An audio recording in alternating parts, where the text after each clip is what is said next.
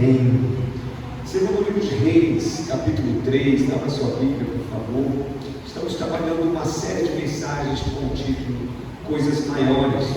E esse título está atrelado à vida do profeta Eliseu. E tem algumas passagens, temos aprendido muito aqui na história do profeta Eliseu, desde agosto, todo mês de agosto, e agora esse mês de setembro também.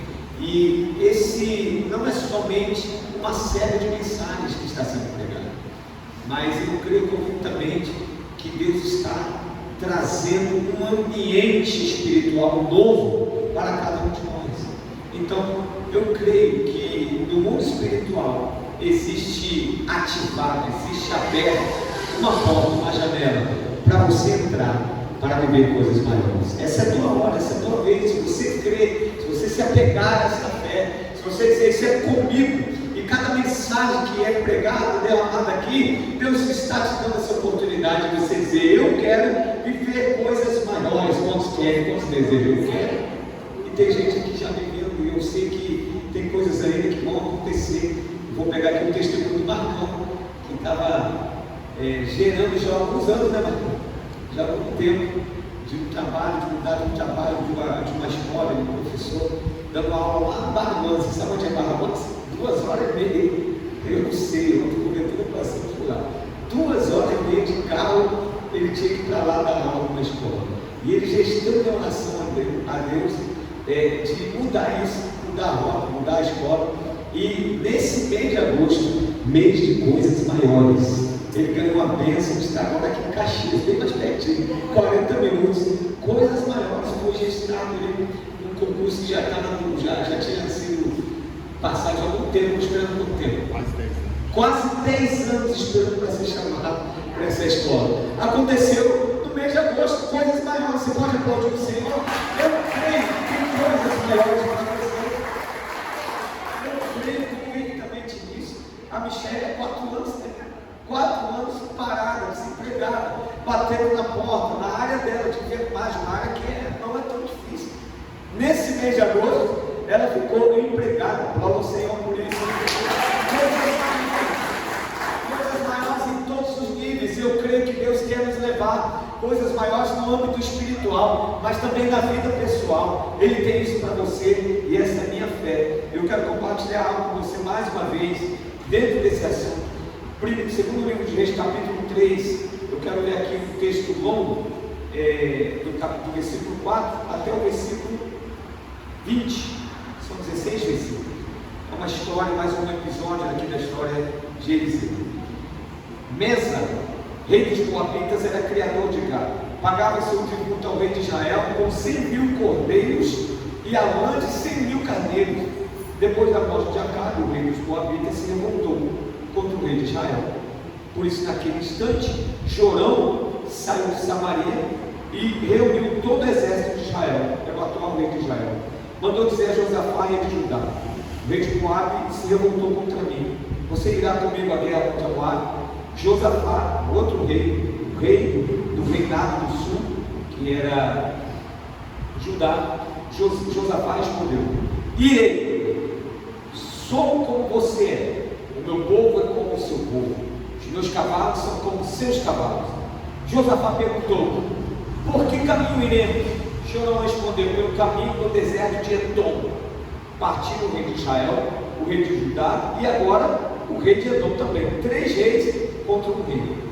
Após 7 dias de marcha, não havia água para o exército e para os animais que o seguiam. Então o rei de Israel disse: o Senhor chamou esses 3 reis para os entregar nas mãos do rei Moabe. E Josafá perguntou: não há aqui algum profeta do Senhor para que consultemos o Senhor por meio dele? E um dos servos do rei de Israel respondeu: aqui está Eliseu, filho de Safate, que era servo de Elias. Josafá disse: está com ele a palavra do Senhor. Então o rei de Israel, Josafá e o rei de Edom foram falar com Eliseu. Mas Eliseu disse ao rei de Israel: quem tem algo com você? Vá falar com os profetas de seu pai e os profetas de sua mãe. Porque o rei de Israel lhe disse: Não, porque o Senhor Deus é quem chamou esses 3 reis para se entregar nas mãos de Moabe. Eliseu disse: tão certo como vive o Senhor dos exércitos, em cuja presença estou, se eu não respeitasse a presença do rei de Judá, Josafá, não daria atenção, nem olharia para você. Agora me tragam um músico. Enquanto o músico tocava, o poder de Deus veio sobre Eliseu, e este disse: assim diz o Senhor, façam este vale covas e mais covas, porque assim diz o Senhor, vocês não sentirão vento, nem verão chuva, mas este vale se encherá de água, vocês beberão, bem como seu gado, seus animais. Mas isto ainda é pouco aos olhos do Senhor. Ele também entregará Moabe nas suas mãos. Vocês conquistarão todas as cidades fortificadas e todas as cidades principais, cortarão todas as árvores frutíferas, taparão todas as fontes de água, danificarão com pedras os campos do cultivo. E aconteceu que no dia seguinte, na hora do sacrifício da manhã, eis que a água vinha descendo dos lados de Edom, e a terra se encheu de água. A terra no deserto, de repente, debaixo de uma palavra e de um poder de Deus e da presença de Deus, encheu de água, transbordou o deserto. Tome sua assento. Quero pregar sobre isso nessa noite, sobre este fato. Que episódio impressionante da história de Zaqueu. Vem aqui o editor. Vem aqui me ajudar. Perceba que o movimento desse eu li rápido, mas eu quero só dar um panorama. 3 reis contra um rei. O rei de Moabe se levanta, se revolta contra o rei de Israel. O rei de Israel, ele vai fazer uma aliança com outros 2 reis, porque ele sabia que não podia sozinho contra o rei de Moabe. E esses 3 reis, vão à guerra. No meio do caminho, Josafá, o rei mais sábio, rei de Judá, o homem mais temente a Deus, pergunta ao Jorão, o rei de Israel. Só para contextualizar, nessa época, Israel tinha 2 reinados, reino do norte, reino do sul. O reino do norte, capital Samaria, tinha um rei, Jorão. O reino do sul, Judá era a capital, e aqui o Josafá era o rei. Então eles se juntaram, e ainda mais um outro rei, o terceiro rei, Edom, saíram a guerra contra Moabe.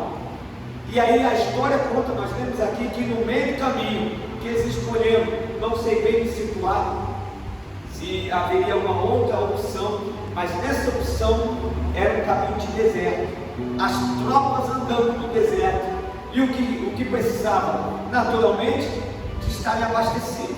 Água no cantil, na linguagem militar. Eu já fui militar, e eu me lembro quando a gente fazia acampamentos, e quando tinha um sol a pique, passei alguns acampamentos com sol a pique, um sol quente, esmagando você ali. O que mais precisávamos era de um docinho, para adoçar, mandar uma glicosezinha e água.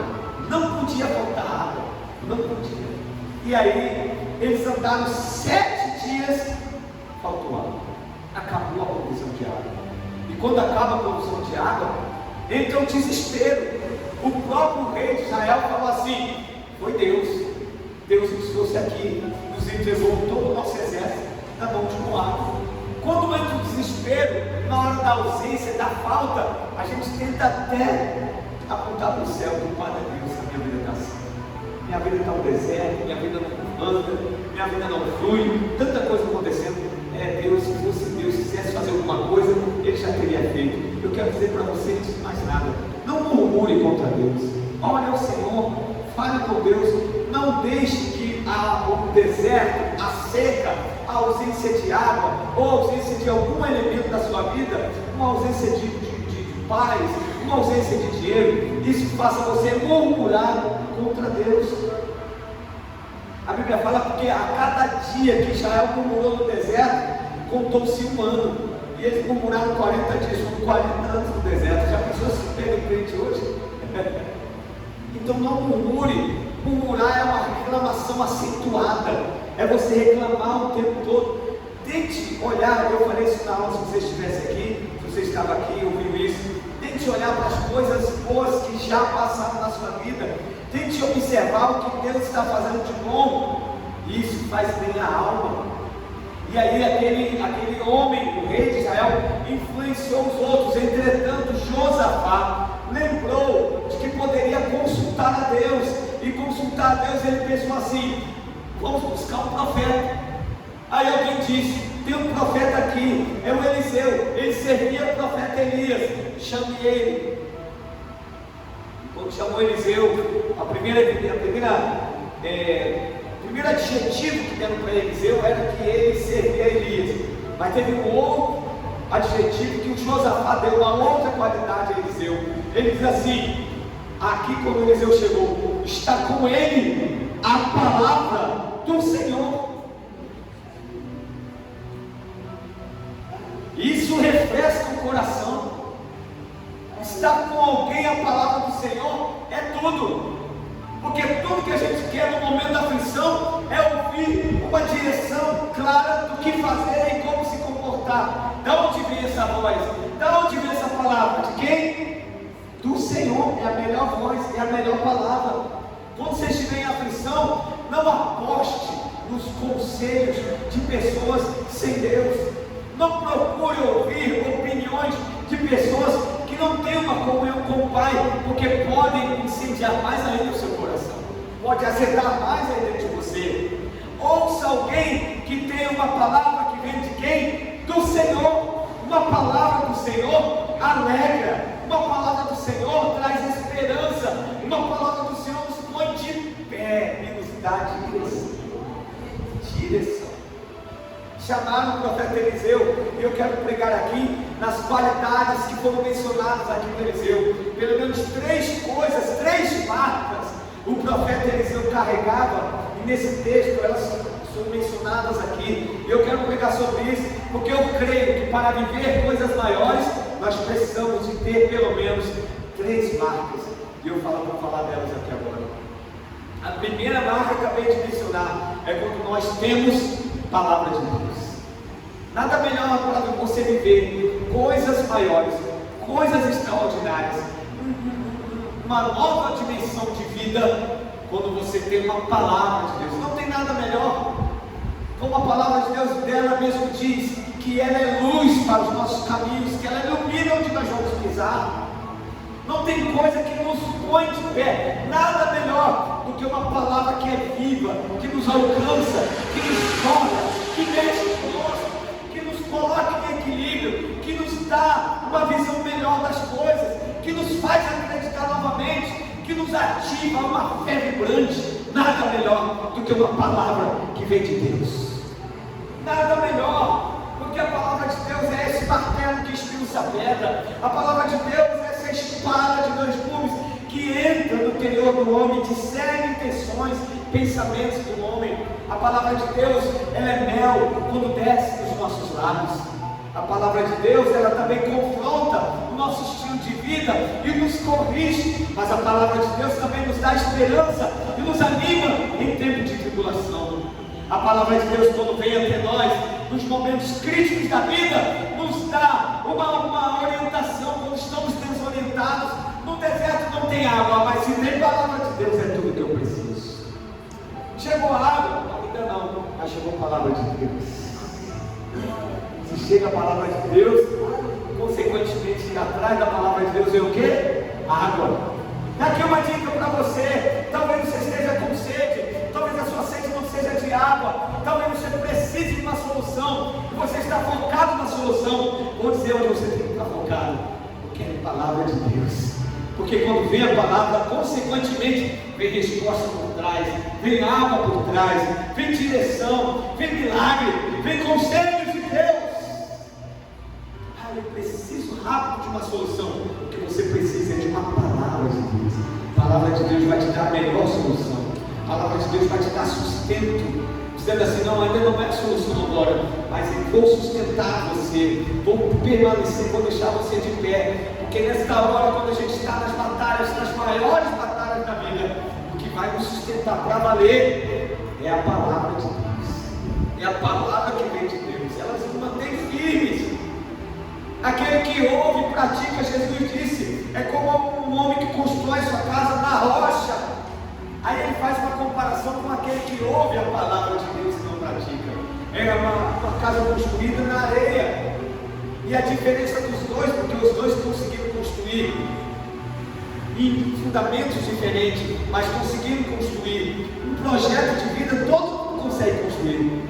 Mas a diferença é que aquele projeto de vida vai valer a pena, vai funcionar, ele tem sustentação, é quando vem as adversidades. Porque Jesus falou assim: soprou-se os ventos, vieram as águas, bateram forte, veio a chuva, e a casa da areia caiu, mas a casa da rocha permaneceu. Bendita é a mulher e o homem que tem uma palavra de Deus. Quer coisas maiores, ver coisas maiores, busque ter uma palavra do Senhor. Pastor, o que eu preciso? Como assim uma palavra? Primeiro, se relaciona com a Bíblia. Leia a Bíblia. Eu vou contar para vocês um fato curioso. Nós estamos lendo o livro de Romanos, amém ou não amém? Dois também, tá bom. Lá no grupo Somos da CCJ, ele está publicando diariamente uma porção de um texto da Bíblia, Romanos, maravilhoso.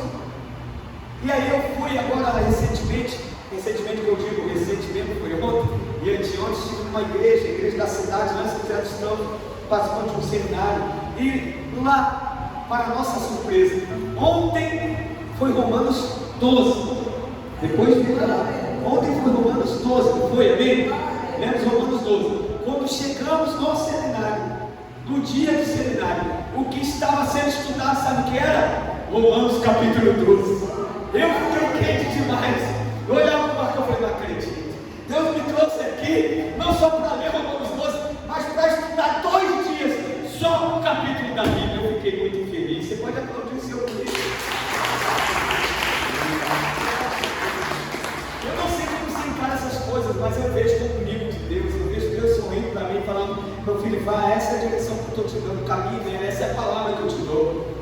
Era o capítulo 11 que nós tínhamos lido no dia anterior, exatamente no capítulo 12, passei 2 tardes, uma manhã e uma tarde, de 2 dias, estudando só Romanos capítulo 12. É muita riqueza de Deus, e como abriu minha mente, como me tocou, como chacoalhou. Eu vou compartilhar com vocês, fiquem tranquilos, vocês vão ver, tem muita coisa para a gente viver. Palavra de Deus. Nada melhor quando temos uma palavra que autentica a nossa fé, que nos fortalece, que nos põe de pé, que nos energiza, que nos dá fortaleza, que nos guia, que nos dá velocidade, que nos faz sobrepor sobre a vida. Conhece o capítulo 3 de Abacuque? Até musicado ali, é muito lindo. Ainda que a figueira não floresça, que não haja fruto na vide, produto da oliveira minta, nos campos não haja vacas, nos currais não haja nos campos não haja mantimentos, nos currais não haja vaca, todavia me alegrarei no Senhor, exaltarei o Deus da minha salvação. Mas eu gosto demais do versículo seguinte, que o versículo seguinte diz assim: porque o meu Deus fará os meus pés como os das poças, e eu voarei, eu andarei sobre as minhas alturas. Isso é lindo demais. Deus quer fazer você andar acima das suas batalhas. Você podia aplaudir o Senhor agora? Tem hora que as batalhas você não vai vencer, mas Deus vai elevar você acima das batalhas. Elas continuarão, mas a sua visão, sua perspectiva a respeito dela vai ser de cima para baixo, é diferente. Porque quando você está diante da batalha, você olha o inimigo e você fala: mas isso tudo para encarar, eu não vou conseguir vencer. Olha o tanto do exército, é muito maior do que eu. E Deus faz você, te eleva e começa a botar você em cima. Agora olha de novo e você vê diferente. Você vê um Deus que te elevou e que pode você avançar acima das alturas. Aleluia, aleluia, palavra do Senhor. Aqui está vindo a palavra do Senhor para você hoje. Você vai ver coisas maiores do que a palavra de Deus está pegando em você, está pegando em você, está pegando em mim aqui. Enquanto eu quero, está pegando em mim. Palavra do Senhor. Está com Ele a palavra do Senhor. Esteja a palavra do Senhor com você. Alguém olhar para você vai dizer: está com ela a palavra do Senhor, está com Ele, Ele tem uma palavra, ela tem uma palavra. Nada melhor quando nós temos uma palavra. As nossas fraquezas ficam para trás. As nossas leituras, elas não vão definir, decidir decidir se vamos vencer ou não. É a palavra de Deus que vai decidir. Você vai vencer. E eu quero dizer isso para você, debaixo dessa palavra, uma palavra profética para você. Você não vai ficar no meio do caminho, você vai passar, você vai vencer. Deus está contigo, Ele vai te levar. Soluções vão vir de lugares que você nem imagina. Você vai dizer, não é possível, não consigo, não dá. Deus diz para você, dá, avance, siga, avance. Segunda característica desse homem, Eliseu disse, eu vou pular primeiro aqui esse versículo, quero ler o versículo seguinte, 15. Traga meu músico, eu chamei aqui o músico para tocar, o tangedor, traga um tangedor. E a Bíblia diz que quando o tangedor tocava, veio o poder de Deus. Diga poder. Diga palavra e poder. Mais uma vez, palavra e poder. Isso se repetiu em Atos capítulo 2. Isso aqui aconteceu ao inverso. Veio o primeiro poder, o Espírito Santo desceu sobre 120. Poder veio, e quando eles saíram, tinha a palavra nos lábios. Que mistura maravilhosa. Quando vem o poder de Deus sobre nós. O poder de Deus é algo extraterrestre, extraordinário, não é ordinário. O poder de Deus nos tira da dimensão terra e nos coloca na dimensão céu. O poder de Deus, irmãos, o poder de Deus nos faz caminhar debaixo da fé, não do racional. O poder de Deus é isso. O poder de Deus é quando Ele abre os caminhos que são inusitados, que você desconhece, que não está na sua pauta, que não é uma solução viável. O poder de Deus é quando dá uma solução inviável aos seus olhos. Não dá para ser, não consigo. Aí vem o que? Poder de Deus. Normalmente o poder de Deus vem quando a gente se sente frágil. Normalmente o poder de Deus vem nas nossas fraquezas, disse o apóstolo Paulo. Se aperfeiçoa na nossa fraqueza. É quando você se sente mais debilitada, mais debilitado, no momento de maior fraqueza, quando a sua mente não alcança mais solução alguma, nesta hora vem poder, e esse poder você não consegue mensurar, não consegue explicar, você só consegue viver. Viva o poder de Deus em nome de Jesus. Como é que vai ser, pastor? Me explica um pouquinho. Que história é essa de poder? O poder nos capacita e nos autoriza a falar e fazer coisas que você não faz por você mesmo. Só você sozinho você não faz. Só por você não consegue. O poder de Deus é isso. Estava lá o apóstolo Paulo pregando. Tinha um coxo olhando para o apóstolo Paulo, fitando os olhos nele. E o que estava ali em Paulo era a palavra, diga, a palavra de Deus. Mas tinha poder de Deus também. Tinha. Paulo olhou e fitou os olhos e disse, no nome do Senhor Jesus, levante. E aquele homem levantou. Poder de Deus na vida. Talvez hoje o poder de Deus na sua vida é também te tirar você de uma situação de coxo, mas não um coxo físico, mas um coxo existencial, espiritual. Você tem dificuldade de locomoção, você tem dificuldade, você é lento para tomar decisões, você é lento para avançar, você é lento na mobilidade, você falta mobilidade em você. Hoje é uma palavra de Deus sobre a sua vida, há poder de Deus sobre a sua vida, de você ser mais leve, mais rápido, caminhar, pular. Fique de pé em nome de Jesus. Eu queria que você fizesse isso num ato profético. Um ato profético. Eu queria que você desse os pulinhos assim, ó. O poder de Deus está sobre a minha vida. Pode fazer? Por favor, faça. O poder de Deus pode parar.